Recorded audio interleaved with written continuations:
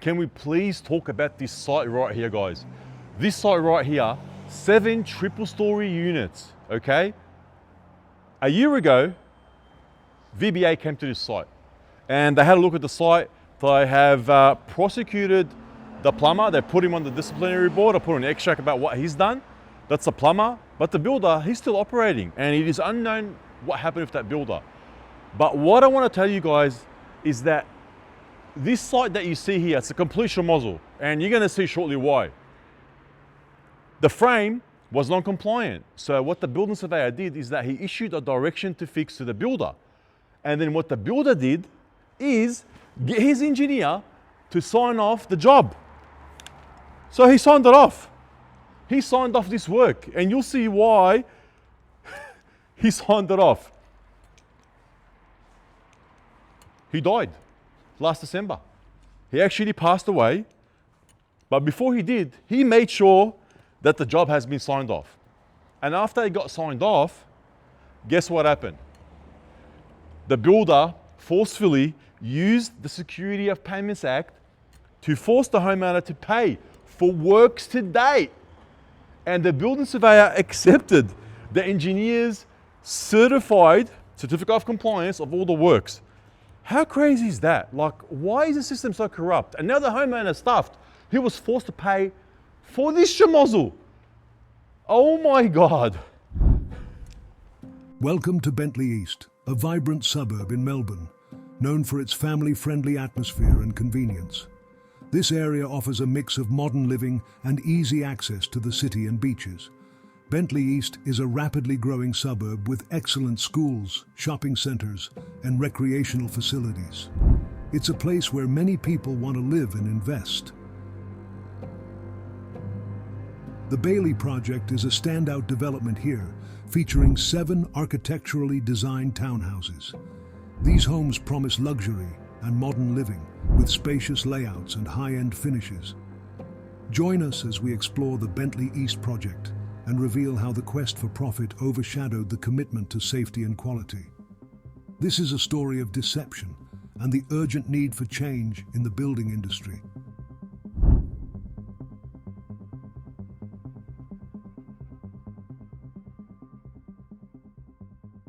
The engineer totally stuffed the certificate of compliance.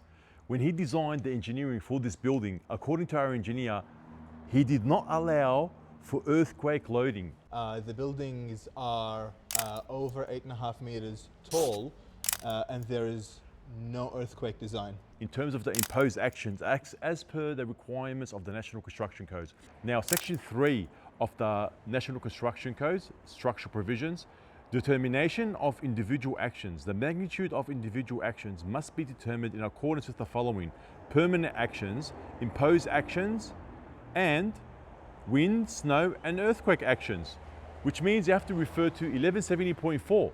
And he even stated on his engineering drawings, the structure has not been designed to resist earthquake loadings. Now, where the hell is the VBA? And where the hell is the building surveyor? How can you even accept that? This building is over 8.5 meters in height, which under 1170.4 is a requirement that you have to show that it satisfies that requirement. Now, since this guy hasn't calculated it, that is a massive stuff up by the engineer. I mean, the guy is gone to the other world now, so he doesn't care. And it's signed off. He did say on his certificate of compliance that it does not meet 1170.4. So when the engineer came back to inspect the job, this is what he said in the comments of the Regulation 126 certificate that the building surveyor accepted. This is what he said. The building work certified by the certificate complies with the following provisions of the Building Act 993, Building Regulations 2008, and or the National Construction Codes and relevant Australian standards. I inspected the building work referred to above. I certify that the building work inspected by me complies with the provisions set out above. I believe that I hold the required skills, experience, and knowledge to issue this certificate and can demonstrate this if requested to do so. But you're not even here anymore, mate. You're gone. And you probably knew it was coming. However, enough talking, and let's just show how bad this job is. Let's go.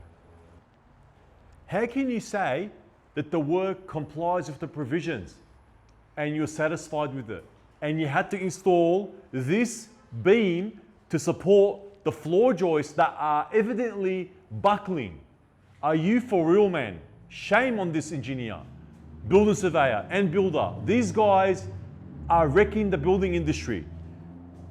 These guys have to be weeded out of the construction industry. I hope the VBA takes action. I hope the VMIA takes action. What a schmozzle. What a schmozzle, guys.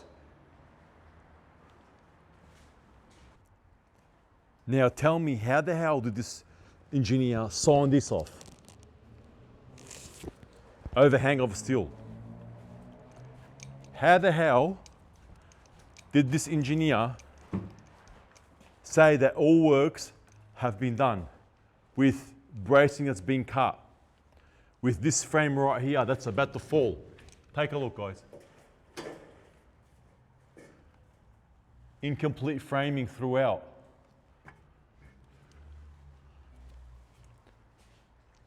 The welding that is beyond repair. Has this guy even come to site? Did the surveyor even come to site after the engineer said, hey, here's a certificate, everything complies, and if you want to ask me some questions, no worries, bro, give me a call. It appears like the site has been abandoned. We've got frames that are loose. Look at this. And here as well. Loose frames. I've actually invited an engineer to come and give me his point of view with what's going on with this frame, because I just couldn't believe my eyes. I came here and the homeowner was in tears. He is so devastated with what's going on here. Like, seriously, this is beyond poor workmanship. This is, to me, it's just a scam. For real. Mold throughout. It's beyond repair. It is, in my professional opinion, beyond repair. You can see how the welds are already failing. It's rusting already. Supporting structure. We've got blue scope steel right here, and then we've got Alibaba steel.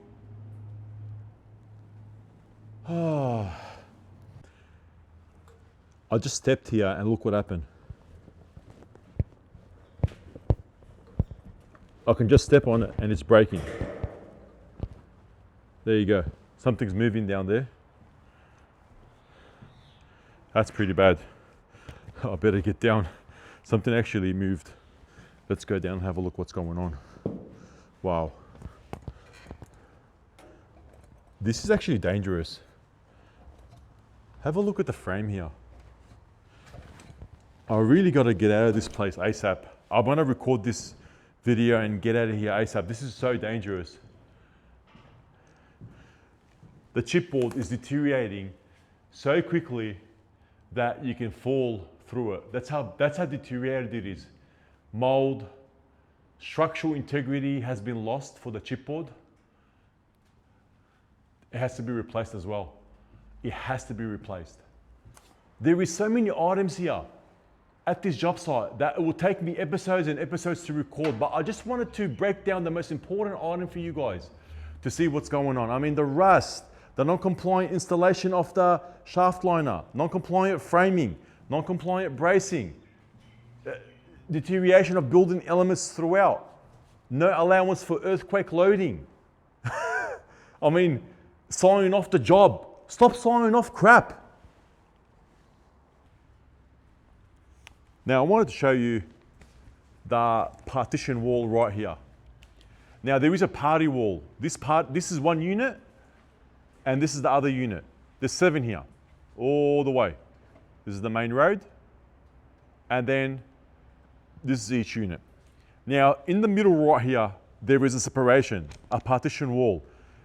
It's basically like it is a firewall, and also it minimizes sound. There's acoustic properties and also fire resistance. So the FRL, the fire resistance level.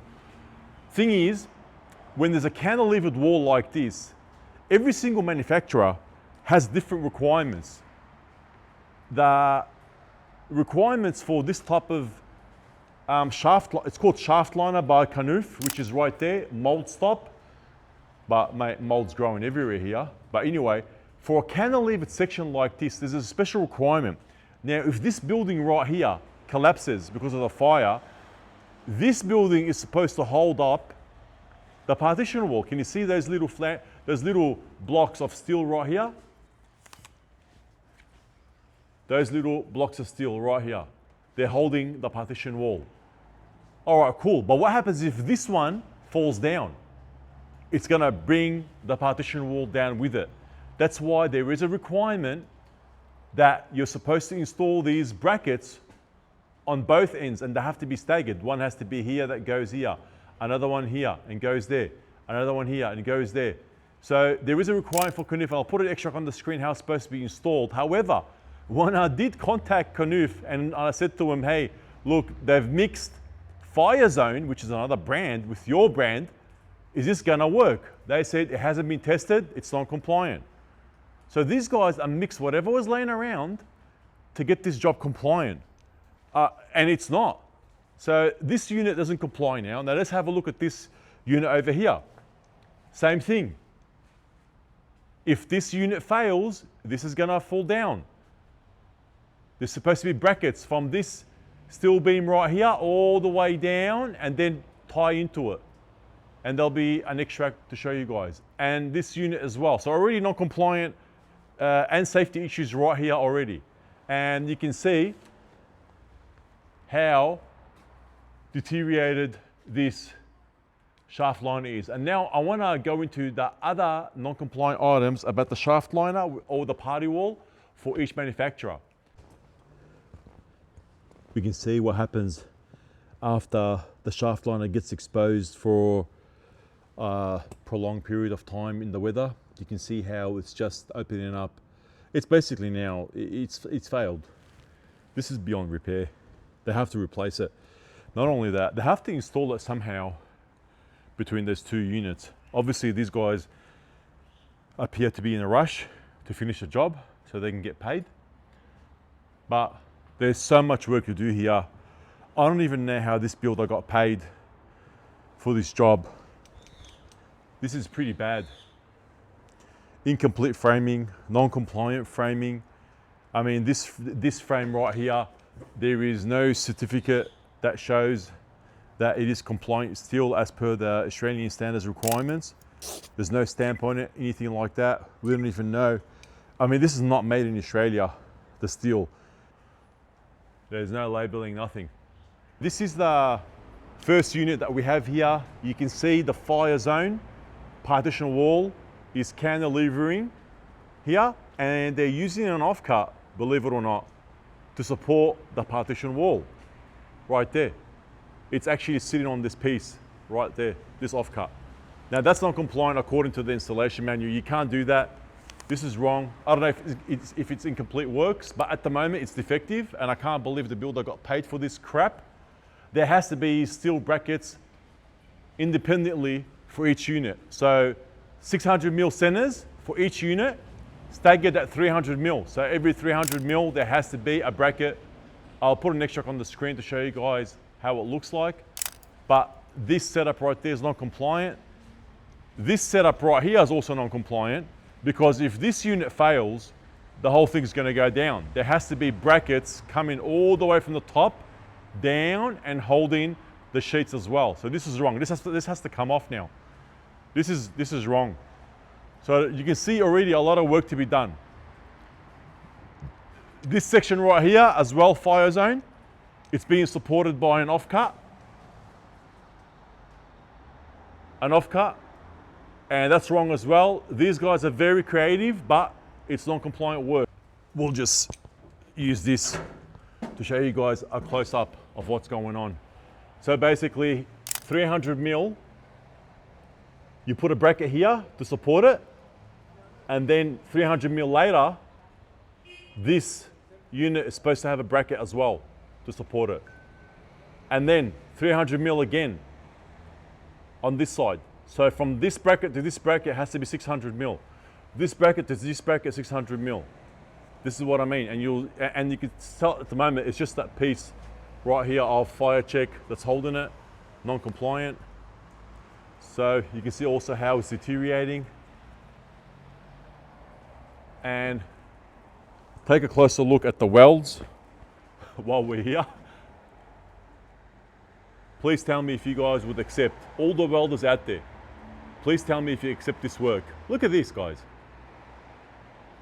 The weld also is rusting. So much work to do here. So much rectification works. Rubbish, absolute rubbish, guys. Absolute rubbish. And also the James Hardie sheets are also non-compliant. They've installed it in a square sheet layout, which means that's only designed if you're not going to put a screed on. So that's non-compliant. Let's quickly have a look at it, and then we'll go to the next section. All right, so now I'm on the first floor, and we can see this is the fire zone partition wall, and this is the canoe right here. And mate, have a look at this mold that's going on here. A lot of mold. There is a clause also in the installation manual for the canoe shaft liner that if it's going to be exposed for several months, it's basically defective. And I mean, it's been swelling up, it's deteriorating everywhere. It has to be protected from the elements, and they haven't done that. This is like over a year now being exposed. It's totally stuffed. It has to be fully replaced. There is also a requirement that an additional layer of 16mm canoe fire stop, which is this right here, has to be laminated over there, right there in the cantilever section. And they haven't done that. There's literally nothing here. They haven't installed that. So they've got to install that properly. This has to get changed to canoe, non-compliant. And also there has to be a 20 to 40mm clearance. And you can see here, it's just around 4mm clearance in some locations. This here, for example, 6mm.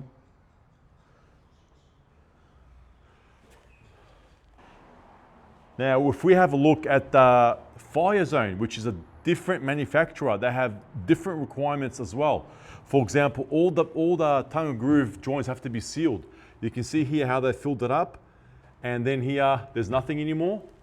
That's not compliant as well. That has to be all filled with the fire caulking, like here what you see right there. This has to get filled properly. They haven't done it.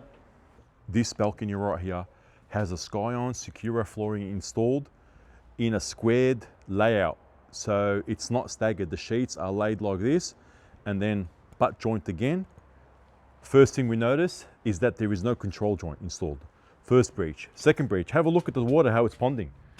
You're supposed to have structural fall because this layout right here does not allow for a screed to be installed. This is only for a tile direct install. So basically you tile directly on that. That means the substrate should have fall in it. But look at this, there is no fall. This is going to deteriorate. I mean, it's not compliant anyway. It needs to come out. The frame has deteriorated as well. This job is beyond safe. It has to be demolished and started again. It's cheaper to demolish the whole thing and start again, actually. So bad. So guys, I'm here with Sam from 5QS Consulting Engineers. How you going? Happy to help out. So let's go, man, and let me know what you reckon so far. We've basically had a quick walk around. What are your thoughts? So from having a look at the structural drawings for this job, it was pretty clear that we're missing a few crucial elements. Starting off, there's no clear design for the bracing in the submitted computations. There's no way to tell if the building has been adequately braced to resist the wind load and earthquake loads. Another issue if we look up, we are clearly over 8.5 meters tall, but the earthquake design has been excluded from the actual submitted design drawings and has been excluded from the certificate for the design. Wow. So this engineer has actually noted on his plans that it excludes earthquake requirements. So that's in breach already of the standards, and no one's picked it up. No one's picked it up. And we just started here on this job, walking around, looked at the documentation, and it's not compliant. Non-compliant. So let's go throughout the site and see what else we can find. So let's go through the site and see what else we can find, man. To pick something else up, the steel that's been used for all the wall frames and the floor system has no drawings or certificates submitted. It is of unknown origin, and without looking at the actual design, I can already see some issues.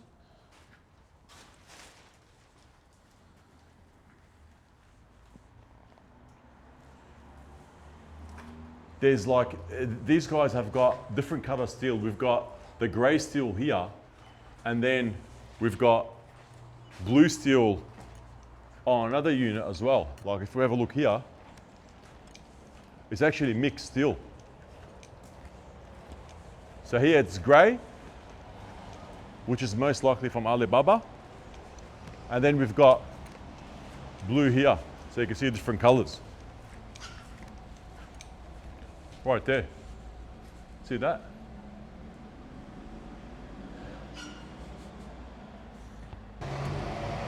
This piece of steel right here in front of the unit.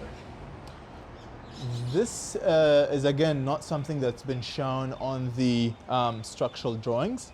It looks like you basically have, we did a quick measure on this overhang, and that overhang originally back to that vertical post is consistent with the engineering that was provided. However, that strut, diagonal strut there, has been clearly installed at a later date to try and reduce the amount of sag that you have with that cantilever.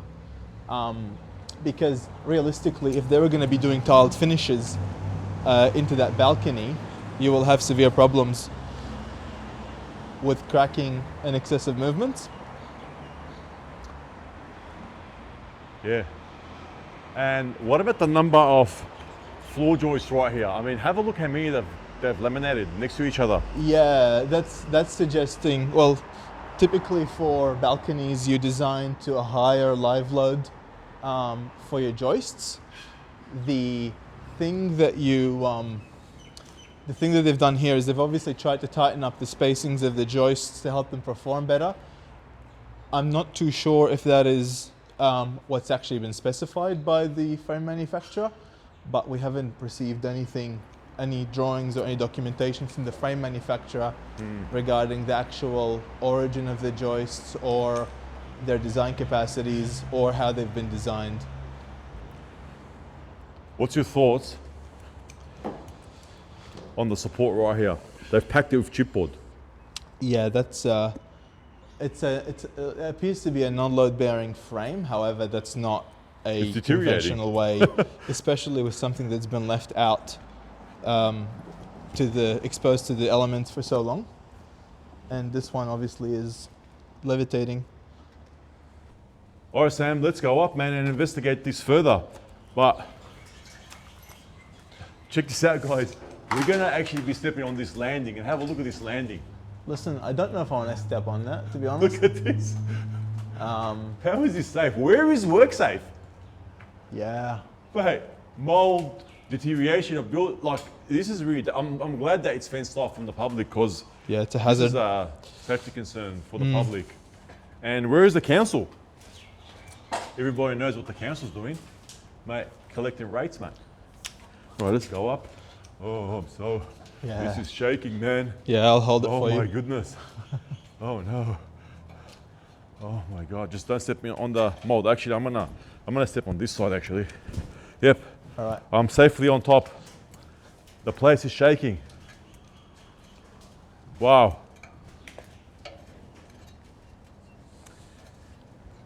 Well, the installation of this sky-on sheeting is also non-compliant. Where is the firewall? Well, This is yeah, not it's installed. conveniently stopped down the bottom, but Well, it's installed here, but it's deteriorating. So they're going to have to replace this now as well. Look at it. yeah. It has deteriorated beyond repair. Hazy, here, check this out. This is a load-bearing external wall with bracing elements in it, and it's supported completely on. What does that look like to you? Is it Well, that is looks that like like it's a bit of ply chipboard or as well. particle board? Yep. Compromise now, definitely.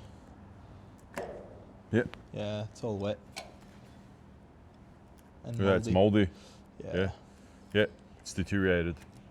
So they've got this wall here, external wall, sitting on chipboard that's being supported by a steel beam. Mm-hmm. So how would they fix this now? Start again. Rip it out? So rip the whole Yeah. wall out Yeah. and Unless they could lift it somehow and replace these elements to try and fix it up. But the problem is even the bottom plate of the wall, if you look further along, you've got rust everywhere. I'm gonna shake this wall and then take a look at what happens to the water. The whole building is moving. Check it out.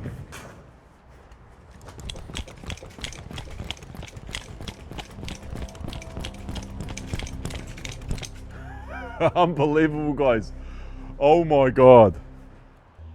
So what happened here is that the builder wanted to get this signed off so they can get paid for the works. The building surveyor said, nah, we're going to issue direction to fix. The 23rd of June 2022, a direction to fix was issued. The light gauge steel frame and the steel were not compliant. So then an extension of time was granted so that the builder can get the engineer to sign it off. So on the 1st of August, the extension of time was granted.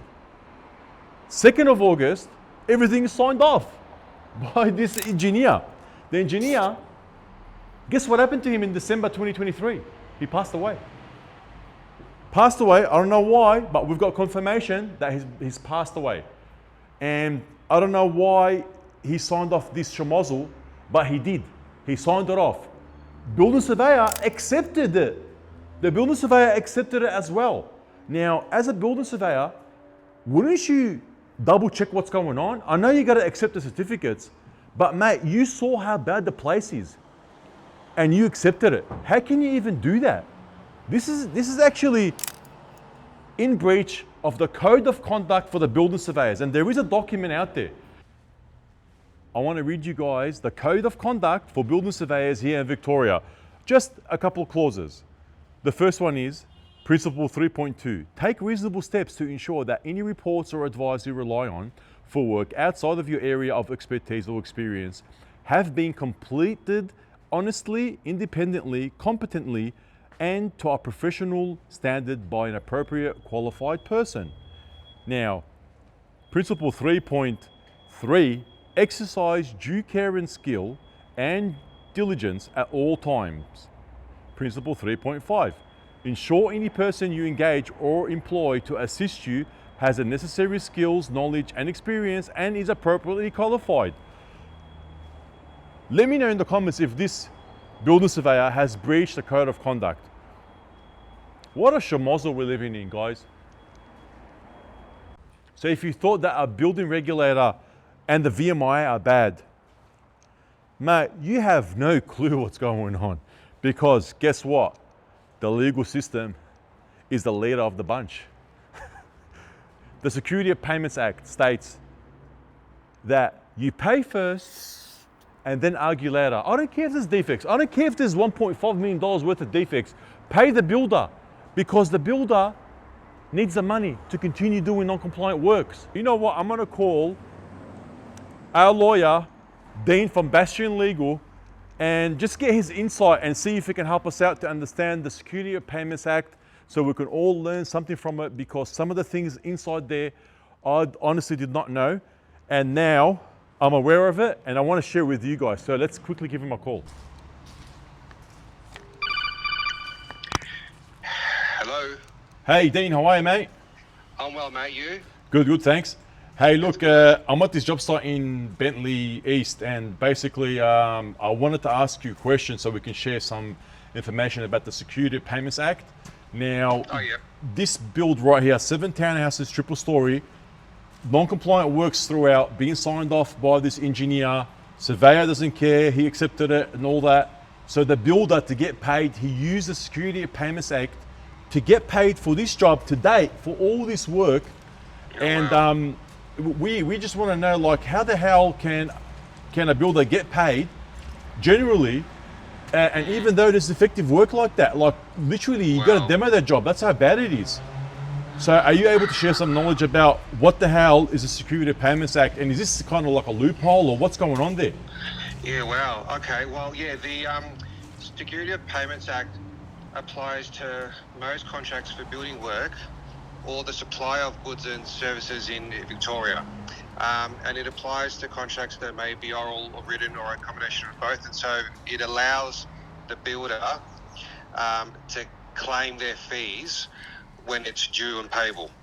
And the courts have said that there is a general policy that the Act itself has a pay now and argue later policy. And so what that means is that the builder is owed their money for work done, and if later down the track there is an argument about defects, well then that fight can be done then. So there's something, guys, to watch out for.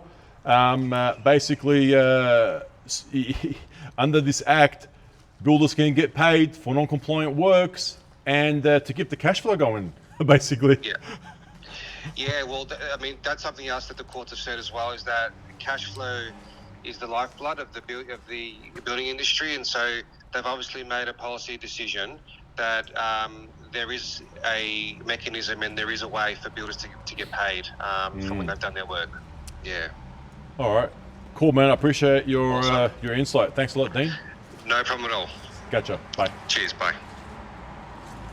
So the VBA came to this site last April, and until now, there was no action taken. Like, we don't know anything that happened to these jobs yet.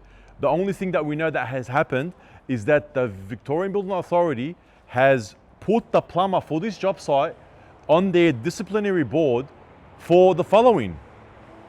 Work carried out Bentleigh East. The practitioner had supervised or carried out the construction of below ground sanitary drains at a site in Bentleigh East and had failed to advise the authority of the time at which the work would be ready for inspection, and proceeded to cover the pipes prior to inspection. The practitioner also failed to provide and lodge a compliance certificate within 5 days of notification as required.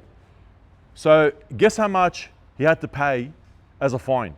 Now, under the Building Act, that is 60 penalty units, and times 197 and 59 cents for each penalty unit, that's 11,855 and 40 cents. He was fined $1,036.50. Wow. And also, practitioner to successfully complete access and interpret regulatory requirements for plumbing and services industry course within 12 months at own cost. Wow. Thing is, you guys at the VBA need to be a bit harsher. Apply the full units, because people are not going to learn. They're going to keep doing that. Now guys, before we go, I really want to share the Building Act 993. There is a clause there that most of us don't know about, and I want to share it with you guys. Section 16B, indictable offences relating to carrying out building work. I'm going to read section 3 because it's really interesting. A person who is in the business of building must not carry out building work if the person knows that the building work is not being carried out in accordance with this act or the building regulations or the building permit issued in relation to the work. Now, what's the penalty? 600 penalty units or imprisonment for 5 years. Oh my God. Now that is crazy. That would put the fear into every dodgy builder out there. It will surely stop what is going on here. So guys, if you really enjoyed this video, please don't forget to hit that like button and subscribe. to help our channel grow. And if you want a more in-depth video about this project, please let me know in the comments. We'll go through the Security of Payments Act, how the builder got paid, which is unbelievable, and also more details about the engineer's details also. We'll go through the whole mess. It's a massive project, like I said. We're only touched on a couple of things. Until next time, let's go.